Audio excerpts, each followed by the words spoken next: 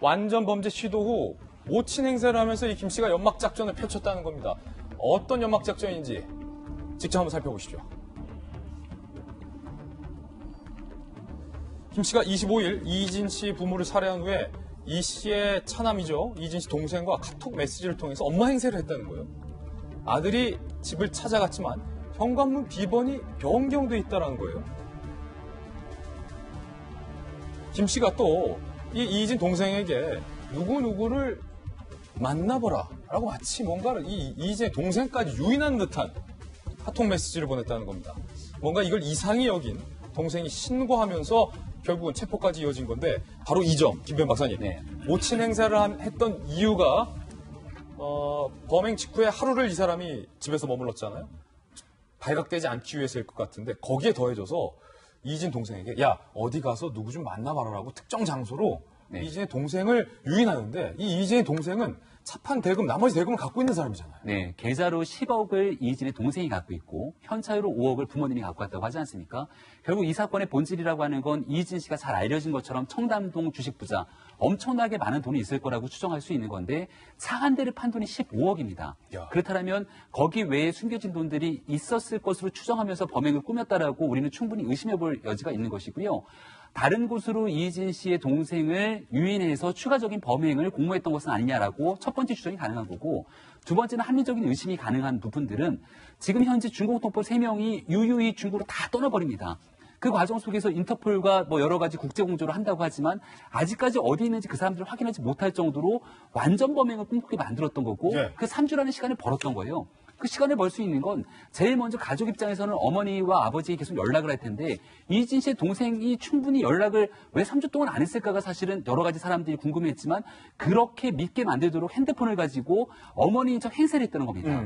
따라서 이 피의자로 불리는 김 씨가 실질적으로 남아서 여러 가지 시간을 벌어주는 역할을 오히려 했다라면은 여기가 이 사건 전체를 주도했던 몸통으로 보기에는 여전히 석연치 않은 구석들이 계속 나오고 있는 거거든요. 그런데 김 씨가 주범이 아닐 가능성이 오히려 더 크네요. 그러니까 김 씨가 주범이 아닐 개연성들이 상당 부분 존재할 수밖에 없는 이유가 완전 범행을 꿈꾸도록 굉장히 이 냉장고에 시신을 넣고 이삿짐 센터를 통해서 창고까지 빌려서 다 옮기게 되는 과정까지 거쳤는데 공범이라고 하는 사람들은 다 떠나버립니다. 근데 오직 이 사람 한 명만 남아갖고서는 경찰에게 순순하게 체포되는 게 상당히 이상한 대목이고요. 저는 중국 동포 3명을 처음에 고용하게 되는 과정도 인터넷에서 자신의 신변 경호를 위해서 사람들을 모집한다고 올렸다는 겁니다. 근데 신변 경호를 위해서 체격이 건장한 사람들이 와서 이렇게 무참한 살해 현장에 투입된다는 건 누가 봐도 석연치 않은 거잖아요. 애당초부터 기획했던 의도가 무엇인지를 확인해야 되기 때문에 지금 드러난 사실이 다가닐 가능성이 매우 높은 것 같습니다. 예, 계속해서 출력물 세 번째 의문점도 한번 살펴보시죠. 이게 좀 이상하다는 거예요. 범행은 부가티를 매각한 한 날 공교롭게 살인은 일어났습니다. 그런데 살인사건 9일 전에 일찍이 김 씨가 공범을 모집했다는 거죠. 이날 차를 팔 줄 어떻게 알고 9일 전에 공범을 모집해서 계획을 짜고 차를 판 당일 공교롭게 살인을 저질렀던 걸까요? 5억만 노린 게 아니라는 거예요. 의심이 든다는 거죠. 지난달 25일 이희진 동생이 부가티 베이로 15억 중고 판매, 그중 5억 가방에 넣어서 부모에게 전달을 했고 저희들이 취재해보니까 아파트 계단에 숨어 있었던 일당이 출입문을 여는 이희진의 부모를 덮쳐서 내부로 침입해서 살해한 후에 5억 든 가방을 갖고서 사라졌던 것으로 확인을 했습니다.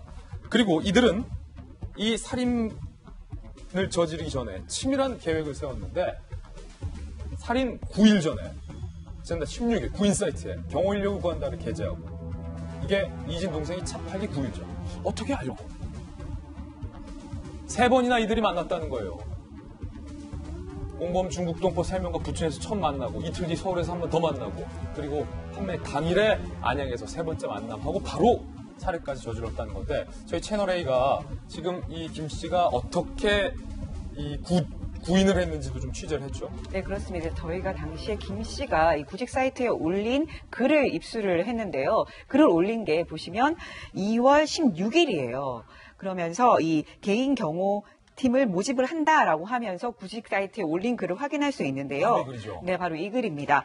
보시면 경기 서울 지역에서 활동한 팀원을 모집한다. 개인 경우팀은 네, 그렇게 하고 있고요. 교포 및 외국인 지원이 가능하다라고 하면서 그쪽을 선호하는 듯한 발언을 남기죠. 그뿐만이 아니고 또 이런 글도 남겨요. 군인 운동선수 출신을 선호한다. 이런 글도 남기고요. 그리고 보시면 이렇게 나와 있고요. 깡 있는 분 우대한다. 이렇게 돼 있고요. 그리고 월급이 300에서 1000 정도다. 이렇게 얘기를 하고 있습니다. 그리고 전과가 있거나 뭐 그런 사람, 성범죄가 있는 사람들은, 성범죄 전과가 있는 사람들은 배제한다라고 해서 뭔가 추적을 우려한 듯한 그런 뭔가 전과가 있으면 추적이 가능할 수 있잖아요. 예. 범죄에 대해서 그런 부분을 좀 꺼리는 듯한 그런 글도 남겼고요. 그리고 나서 이 글을 남기고 바로 곧 이어서 이들은 이 중국 동포 3명이 지원을 해서 만남을 갖게 되고요.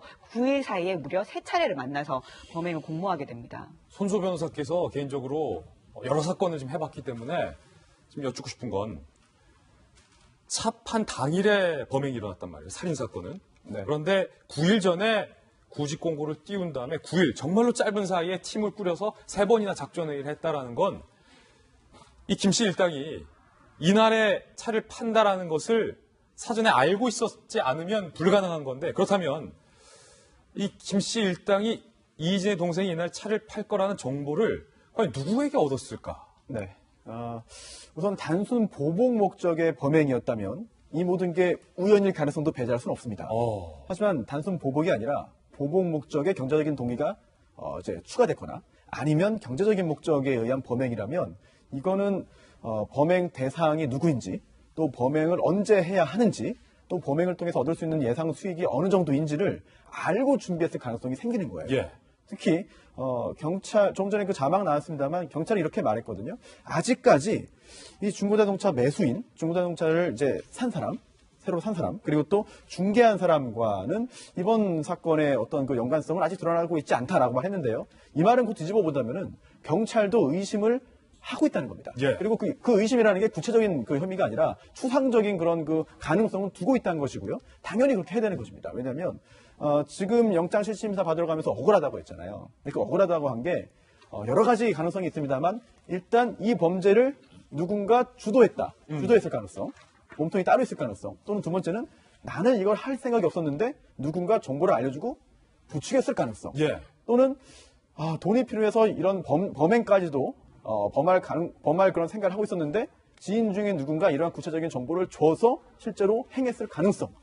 이런 것들이 사실 이렇게 체포돼서 여러 가지 그런 사법 절차를 진행할 단계에는 모든 게 다 억울하게 느껴집니다. 예. 그렇기 때문에 지금 이 피의자가 오늘 법정에서 이제 어떤 구속전 피의자 신문에서 어떤 이야기 할지도 굉장히 궁금하고요. 아마 오늘 오후에도 이제 언론 보도를 통해서 일부나마 좀 이 사건의 어떤 그 파편적인 진실이라도 좀 드러나지 않을까 생각됩니다. 예. 이희진 부모 피살 사건의 여러 단서들에 대해서 저희가 새로운 내용, 취재된 내용 전해드렸습니다.